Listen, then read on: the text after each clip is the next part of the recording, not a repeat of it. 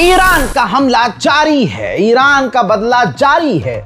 सोचा नहीं था किसी ने कि क्या ऐसी स्थिति में अब ईरान हमला करेगा, लेकिन नहीं, ईरान ने अमेरिका से बातचीत करने से इनकार किया और भारतीय वक्त के मुताबिक रात 8 बजे से ईरान ने जो हमला करना शुरू किया है, अभी तक ईरान रुका नहीं है।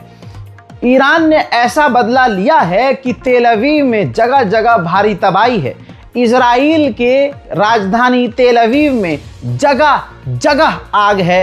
ईरान के हमले में इजराइल के एयर डिफेंस सिस्टम और अमेरिका का, या यूं कहूं पूरी दुनिया का सबसे खतरनाक एरो 3 एयर डिफेंस सिस्टम भी इजराइल में फेल हो गया है।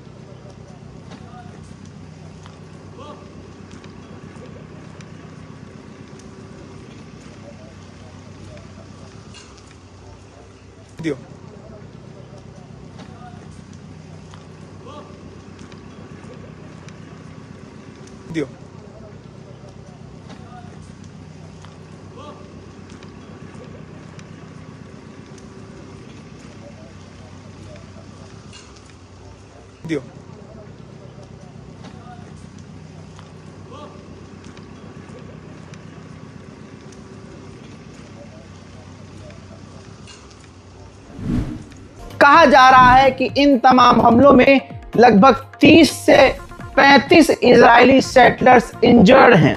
यह भी खबर है कि ईरान ने इजराइल के न्यूक्लियर साइट डिमोना को भी हिट किया है, उसके पास भी हमला किया है। यानी ईरान का जो नुकसान हुआ सो हुआ, लेकिन अब ईरान करो या मरो की स्थिति में काम कर रहा है।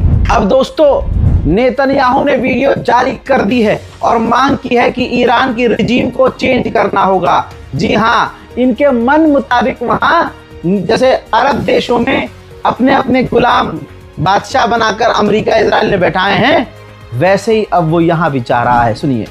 Tonight I wish to speak to you, the proud people of Iran. We're in the midst of one of the greatest military operations in history, Operation Rising Lion. The Islamic regime, which has oppressed you for nearly 50 years, threatens to destroy my country, the State of Israel.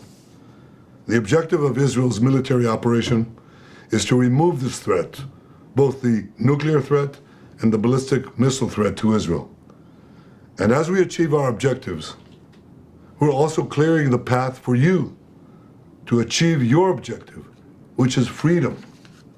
In the past 24 hours, we've taken out top military commanders, senior nuclear scientists, the Islamic regime's most significant enrichment facility, and a large portion of its ballistic missile arsenal. More is on the way. The regime doesn't know what hit them. They don't know what will hit them. The nation of Iran and the nation of Israel. दोस्तों, खबर ये आ रही है कि मोहम्मद बिन सलमान ने Donald Trump को खुद phone मिलाया है और इस मामले को शांत करने की बात की है। कहा जा रहा है कि डोनाल्ड ट्रंप अब खुद कह रहा है कि हम चाहते हैं कि मिडिल ईस्ट में शांति आए। जब ईरान ने हमला किया तो अब इनको शांति की बात सूझ रही है। इजराइल आधिकारिक तौर से अपने लोगों से कह रहा है कि हमारा जो नुकसान हो रहा है, जो डैमेज है, उसकी वीडियो और फोटो ना लो। आप समझ रहे हैं? ईरान पर हुए हमले को बढ़ा चढ़ाकर दिखाओ और अपने पिछवाड़े में जो आग लगी है उसको अच्छे से ढाक लो। ये इजराइल का प्रोपेगेंडा हमेशा से रहा है। जैसे भारत में अंध भक्तों को आप देखते हैं चाटते हुए, झूठ बोलते हुए, ठीक इसी एजेंडे पर आले यहूद भी काम करते हैं। दोनों एक है। अब मामला आगे बढ़ चुका है। इजराइल ईरान पर बड़ा हमला अब करने वाला है। वर्ल्ड वॉर 3 की शुरुआत लगभग हो चुकी है। ये याद दुनिया रखेगी कि इजराइल ने शुरू किया था। इजराइल ने शुरू किया था, ईरान ने शुरू नहीं किया था। अब इजराइल ने कहा कि हमारे सिविलियंस को निशाना बनाया है ईरान ने, तो हम ईरान के सिविलियंस को निशाना बनाएंगे। यानी ये अब जंग खतरनाक हो चुकी है, खतरनाक रास्ते पर बढ़ चुकी है। वहीं आपको बता दूं कि ईरान ने कंफर्म किया है कि हमने इजराइल की मिलिट्री साइट और बेस को भी निशाना बनाया है। यानी ईरान का चाहे जितना नुकसान हो गया है, लेकिन ईरान पीछे नहीं हटा। ईरान को जो करना था उसने वो किया। जो 2 साल से गाजा के लोग हर दिन रो रहे थे, हर दिन तड़प रहे थे, 2 साल बाद उनके चेहरे पर मुस्कान आई है जब उन्होंने देखा कि जेरूशलम और इजराइल के दूसरे इलाके और तेल अवीव में ईरान की मिसाइलें आकर गिर रही हैं, तो गाजा के लोगों के चेहरों पर खुशियां नजर आई हैं।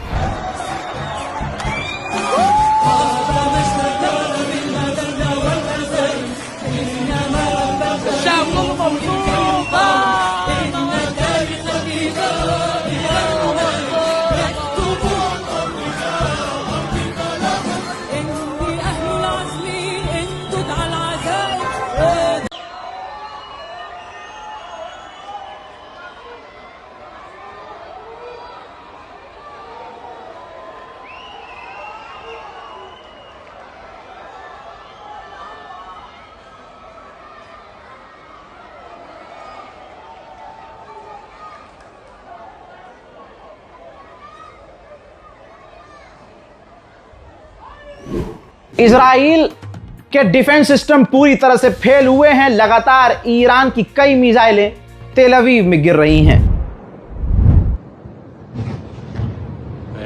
Okay.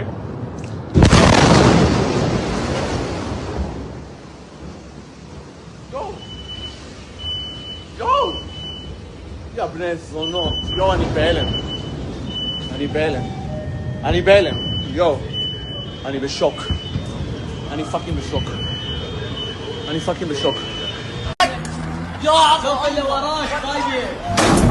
अब इस हमले के बाद अगर आपने दोनों तस्वीर देखी होगी, मुझे पता है, जब इजराइल ने ईरान पर हमला कर दिया तो नेतन्याहू खुद भाग गया, बम फेंक के भाग गया।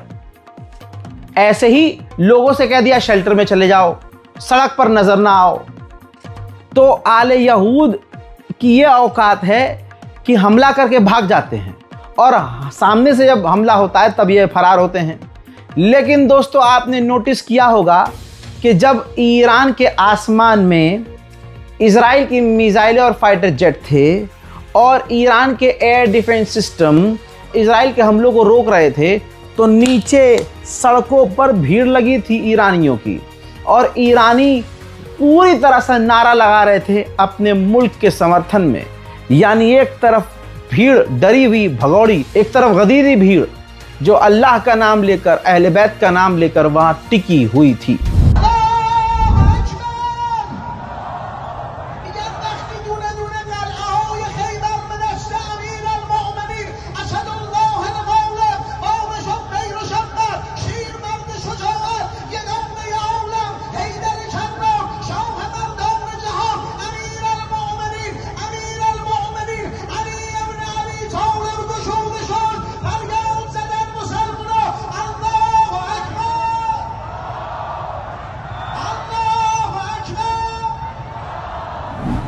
हजरात, ईरान ने 100 से ज़्यादा मिसाइलें दागी हैं, ऐसा इजराइल कंफर्म कर रहा है। इजराइल ने कहा है कि हमने कई मिसाइलों को मार के गिराया है और कई मिस हुई हैं, ऑब्वियसली मिस हुई हैं, तभी तेल अवीव में भारी तबाही है। सबसे बड़ी खबर आपको एक और दे दूं, अमेरिकी F-35 दुनिया का सबसे खतरनाक फाइटर जेट माना जाता है। अभी तक तो 2 से 3 F-16 ईरान ने गिराए थे, अब F-35 भी इजराइल का मारकर गिराया है। रिपोर्ट यह है कि महिला फाइटर जेट को उड़ा रही थी, हमला कर रही थी। इजरायली पायलट, महिला पायलट को ईरान ने गिरफ्तार किया है, कैप्चर किया है। हालांकि दूसरी तरफ से इजराइल कह रहा है नहीं ऐसा नहीं हुआ। हाँ, ऐसा हुआ है दोस्तों, हुआ है, सबूत आ चुका है। एक सबूत मैं आप F-16 का पहले दिखा चुका हूं, जिसमें तस्वीर साफ नजर आ रही है। इसके बाद आपको पता है अमेरिका इजराइल कभी भी अपना नुकसान एक्सेप्ट नहीं करते। उधर ओमान और रशिया दोनों ही कह रहे हैं, दोनों से, ईरान, अमेरिका और इजराइल से, कि भाई बातचीत से मामला हल कर लो, बातचीत की टेबल पे आ जाओ और हम मीडिएशन भी करने को तैयार हैं। हजरात, कहने का मतलब इस रिपोर्ट में यह है, सारांश यह है कि ईरान ने बड़ा हमला किया, जवाबी कार्रवाई की, खामोश नहीं रहा और इजराइल को मुंहतोड़ जवाब भी दिया। इजराइल के एयर डिफेंस सिस्टम फेल हुए, इजराइल के फाइटर जेट गिरा दिए। अब और क्या चाहिए?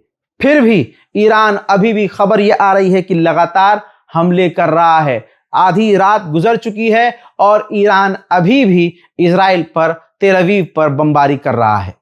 फिलहाल की इस रिपोर्ट में इतना ही। रिपोर्ट को शेयर कीजिए, चैनल को सब्सक्राइब कीजिए। जय हिंद।